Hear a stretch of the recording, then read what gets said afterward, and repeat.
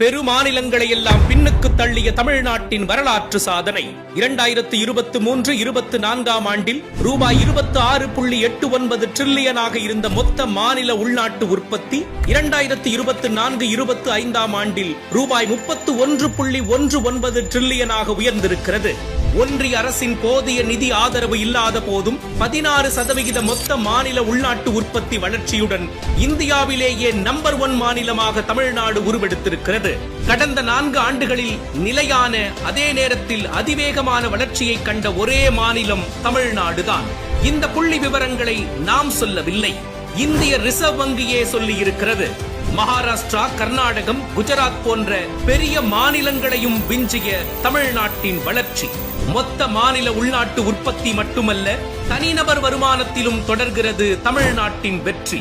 2021-22 ஆண்டில் ரூபாய் 2.42 லட்சமாக இருந்த தனிநபர் வருமானம் 2024-25 ஆண்டில் ரூபாய் 3.61 லட்சமாக உயர்ந்திருக்கிறது. இது வெறும் ட்ரெய்லர் தான். 2026 திராவிட மாடல் 2.0 ஆட்சி தொடங்கிய பிறகு இந்தியாவில் முதலிடம் இல்லாத ஒரு துறையும் தமிழ்நாட்டில் இருக்காது. இது உறுதி.